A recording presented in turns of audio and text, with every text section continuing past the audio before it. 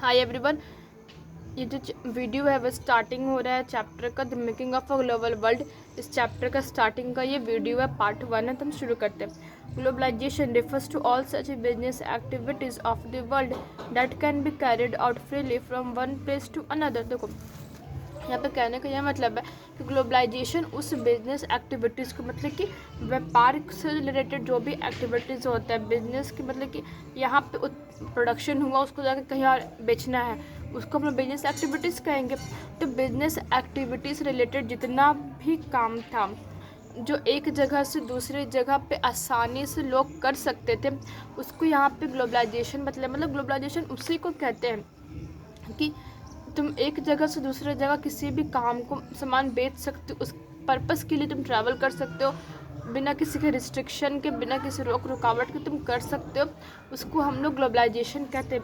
मतलब बेसिकली ये globalisation related रहता है इस बिजनेस एक्टिविटी से। ऐसे आलतू फालतू का तुम ट्रैवल कर दिए एक दूसरी जगह पे, तुम कहोगे कि हम ग्लोबलाइजेशन के टाइम पर डिफाइन करें, ऐसा नहीं है। जब तक तुम बिजनेस एक्टिविटीज इसमें नहीं जोड़ोगे इसका प्रॉपर सेंस नहीं निकलेगा।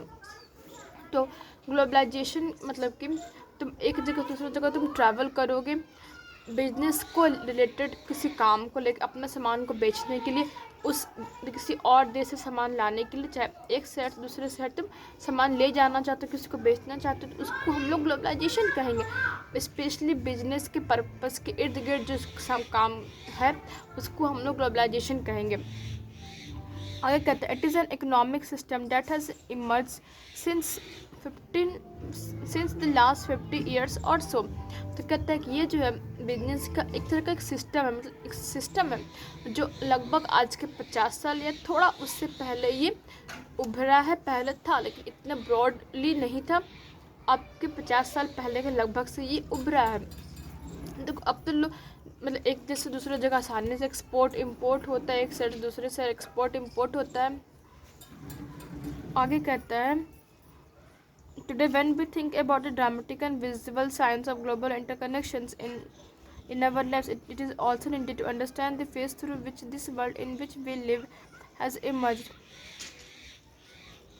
All through history, human societies have become steadily more interlinked. तो कहता है मतलब हिस्ट्री की वजह से, मतलब इतिहास की वजह से जो हमारा इंसानी समाज जो है, हमारा ह्यूमन सोसाइटी एक दूसरे से मतलब समझ पाया है एक दूसरे को। मतलब कि जैसे कि हिंदू मुस्लिम जिन लोग का एग्जिस्टेंस, दो रिलीजन चाहे क्रिश्चियन हो गया, हिंदू मुस्लिम का जो एग्जिस्टेंस है, अगर इंसान को मालूम कैसे चलेगा कि हम किस कास्ट के, किस रिलीजन के, उस चीज़ को समझाता है हमारा हिस्ट्री की वजह से ही लोग एक दूसरे से इंटरलिंक्ड हैं। यहाँ पे ये कहता है, from Asian times travellers, traders, priest and pilgrims traveled from one country to another to acquire knowledge, opportunity and spiritual fulfillment or to escape persecution। तो कहता है फ्रॉम एशियन, मतलब बहुत साल पहले से, मतलब एशियन टाइम्स। सोचो एशियन टाइम्स कितना पुराना टाइम है। तो मतलब एशियन टाइम से ट्रेवलर्स जो घूमते हैं, व्यापारी, प्रिस्ट मतलब पंडित जी सब जो होते हैं उनको प्रिस्ट कहते हैं। पिलग्रिम्स जो आते जाते नहीं रहते, जो ट्रैवल करते नहीं रहते, वो हो गया। वो लोग जो है एक जगह से, मतलब एक देश से दूसरे देश में जाते थे, घूमते थे, वहाँ के ज्ञान को लेने, मतलब कि वहाँ जो क्या कल्चर है उसको जानने, उसको समझने के लिए वो लोग एक जगह से दूसरी जगह जाते थे। अपॉर्चुनिटी, किसी मतलब जॉब मिल गया तो उसको करने लगे। एंड स्पिरिचुअल फुलफिलमेंट, मतलब कि ये आध्यात्मिक चीज़ जो होता है, मतलब कि अध्यात्म को समझने के लिए तो किसी को, जैसे पंडित जी लोग होते हैं उनको किसी में इंटरेस्ट होता है, चाहे मौलवी हो गए, चाहे चर्च में जो फादर रहते हैं उनको तो बेसिक इंटरेस्ट ये सब आध्यात्मिक में ही होता है कि हमको इस चीज़ को समझना है, उसे पारंगत हमको हासिल करना है, उसको पूरा अच्छे से नॉलेज गेन करना है। तो उस नॉलेज को गेन करने के लिए लोग एक देश से दूसरे देश जाते थे, समझते थे वहाँ किस रूप में भगवान की पूजा होती है, यहाँ किस रूप में ईश्वर की पूजा होती है, यहाँ किस रूप में अल्लाह की पूजा होती है। तो इस चीज़ को समझने के लिए वो एक देश से दूसरे देश पंडित जी लोग, अल्लाह मौलवी, मतलब सॉरी मौलवी हो गए चाहे फादर हो गए, एक जगह से दूसरी जगह जाते थे उस चीज़ को अपने आप को पूरा एकदम भर लेने के लिए, पूरा इस स्पिरिचुअल नॉलेज को कम्प्लीटली गेन करने के लिए, जो उनको अपने देश में नहीं मिल पाता था वो यहाँ आके उस शांति को प्राप्त, जो नहीं होता क्या उसको बोलते हैं, कुछ चीज़ छूट रहा है क्या, भगवान बुद्ध किस चीज़ के लिए गए थे, ध्यान से मेरा उतर रहा है एकदम, हाँ दीक्षा, सॉरी दीक्षा जो होता है ना, कम्प्लीटली हमको दीक्षा चाहिए उस चीज़ के लिए, एकदम गेन करने के लिए उसको एकदम आते थे दूसरे देश में, जहाँ उनको लगता था कि मेरा ये चीज़ फुलफिल हो जाएगा, कंप्लीट हो जाएगा, मतलब आत्मा से जब होता है ना परमात्मा का मिलन, उस चीज़ के लिए वो लोग ट्रैवल करते थे one country to another country to gain the complete knowledge of the god और टू एस्केप परसिक्यूशन। देखो, और दूसरे लोग क्यों आते थे, जैसे कि एक कंट्री में होता है रंग भेद होता है कि हम काले हैं तो मतलब सही हम गोरे हैं तो हम तुम पर डोमिनेट करेंगे कि मेरा सुप्रीम पावर है, और जो काला हो जाता है कि वो दब करके रहता है, और या तो फिर कास्ट सिस्टम, पहले हमारे इंडिया में कितना ज़्यादा कास्ट सिस्टम था, तो कि हम अपर कास्ट तुम डोमिनेट करेंगे, तुम लोअर कास्ट हो, तुम ST/SC हो, OBC हो, तुमको हम डोमिनेट करेंगे, तुम मेरे अनुसार तुम चलो, तुम मेरे पैर की धूली हो। उस चीज़ से उभरने के लिए, उस चीज़ का मतलब अपना मेंटल पीस के लिए भी बहुत लोग एक जगह से दूसरी जगह ट्रैवल करते थे। नहीं होता कि जगह बदलोगे तो अच्छा तुमको महसूस होगा, उस इन्वायरमेंट से दूर होने के लिए भी लोग इस जगह पे आते थे, किसी और कंट्री में भी उस हरासमेंट, मतलब मेंटल हरासमेंट को ओवरकम करने के लिए। It means that the people come from the one country to another country to overcome the mental harassment. उस मेंटल हरासमेंट को दूर करने के लिए वो लोग आते थे। They carried goods, money, values, skills, ideal, invention and even germs and diseases. तो जिसके देखो, एक देश से दूसरे देश में लोग जाएंगे, अगर मतलब कि एक देश के लोग दूसरे कंट्री में गए, आखिर लोग क्या क्या लेके जाएंगे, अपना सामान लेके जा सकते हैं, सामान हो गया, या तो जिस देश में आए वहाँ से उस देश का सामान लेके जाएंगे अपने देश में, पैसा जो कमाए वो लेके जाएंगे, मतलब अपने बीवी बच्चा के लिए, चाहे बीवी आए अपने हस्बैंड के लिए लेके जाएगी पैसा, तो वैसे ही वो लोग आए तो पैसा लेके गए यहाँ से, वैल्यू यहाँ के संस्कार लेके जाएंगे अपने देश में, स्किल्स, आइडियाज़, मतलब कि यहाँ से जो अपना तरीका, जो नया नया तरीका जो सीखेंगे वो लेके जाएंगे, नए नए आइडिया सीखें वो लेके जाएंगे, जो यहाँ जो न्यू इन्वेंशन हुआ उस चीज़ का आइडिया लेके जाएंगे, चाहे वो मशीनें खरीद लेंगे, और इवन जर्म्स एंड डिजीज, और यहाँ जो बीमारी चल रहा है उसको भी लेके जाएंगे। इन 300 BCE the Indus Valley civilization was linked through an active coastal trade with present day West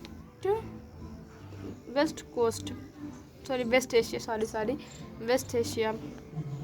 तो कहता है इन 300 BCE इंडस वैली सिविलाइजेशन, तो 300 BCE में जो इंडस वैली सिविलाइजेशन था वो जो है जुटा हुआ था, पहले का एक कोस्टल ट्रेड होता था, मतलब कि व्यापारी जो होता था, उससे जो आज का हो गया है, मतलब आज के वेस्ट एशिया से इंडस वैली सिविलाइजेशन कनेक्टेड था अपने व्यापार को लेकर। For more than a millennia cowries the Hindi kaudi और sea shells which are found in Maldives and which were used as a form of currency, अच्छा कौड़ी है, and which were used as a form of currency found their way to east and Africa. For more than a millennia, cowries, the Hindi cowrie or seashell, which were found in the Maldives and which were used as a form of currency, found their way to China and East Africa. For more than a million cowries, देखो हमारे भारतीय संस्कृति में तो कौड़ी जो होता है, जो समुद्र में मिलता है, कौड़ी, मतलब इसके यहाँ पर कौरीज बोल रहा है, पर हम लोग तो बिहारी लोग कौड़ी बोलते हैं। तो जो कौड़ी जो हो गया विच आर फाउंड, जो मतलब कहता है कि जो मालदीव्स में मिलता था, जो विच वेयर मतलब मालदीव्स में जो मिलता था, and which were used as a form, उसको ना कौड़ी को जो हम लोग आज ऐसे रखते हैं, उसको एक तरह से पैसे के तौर पे उसको यूज़ किया जाता था, उसको जो है पैसे के तौर पे यूज़ किया जाता था। The form of currency found their way to China and east, मतलब चाइना से ईस्ट अफ्रीका के रास्ते में उसको एज अ करेंसी उसको यूज़ किया जाता था। The history of spread of disease carrying germs may be traced back to the 17th century, मतलब कि बीमारी का जो इतिहास था वो शायद इस 17वीं सदी के पहले का ये इतिहास है। इसको मैं बेसिकली जो बीमारी आता है उसको थोड़ा सा बाद में दिया हुआ है। रिंडरपेस्ट नाम का बीमारी आता है उसको बाद में दिया हुआ है। उसको लगभग 17वीं सदी के पहले का ये सब कह रहा है। अब हम लोग सिल्क रूट से स्टार्ट करते हैं। Silk routes link the world. The silk routes are a good example of exciting pre modern trade and cultural links between distant parts of the world existing. The Silk Routes are a good example of existing pre-modern trade. देखो तो कहता है कि जो silk road एक सबसे अच्छा example है। आजकल जो हम लोग एक देश से दूसरे जगह जो व्यापार मॉडर्न ट्रेड जो है, मतलब कि आज आधुनिक जो नहीं होता, आधुनिक व्यापार है उसका आखिर उसका एग्जिस्टेंस जो है, मतलब इनिशियल स्टार्ट जो है ये सिल्क रूट ही है। मॉडर्न ट्रेड आजकल जो व्यापार चल रहा है उस व्यापार का जो इनिशियल जो है वो यही सिल्क रूट ही है। And cultural links between distant parts of the world, और मतलब कि होता है ना, एक देश का जो कल्चर होता है दूसरे देश के कल्चर से जो लिंक होता है वो बेसिकली ये सिल्क रूट ही किया है। The name silk route indicates the importance of waste bound Chinese cargos along this route. The name Silk Route indicates the importance of westbound Chinese cargoes. तो ये जो नाम जो है ना सिल्क रूट, ये जो दर्शाता, the name Silk Route indicates the importance of westbound Chinese silk cargoes along this route. The name Silk Route indicates the importance of, तो ये जो नाम जो है ना सिल्क रूट वो आखिर ये दर्शाता है कि किसका क्या इम्पोर्टेंस है, मतलब चाइना के रास्ते पे जो इधर सामान जो कैरिड आउट होता था। अच्छा, इसको अगले वीडियो में कंप्लीट कर दे, सिल्क रूट को अगले में कंप्लीट कर देंगे।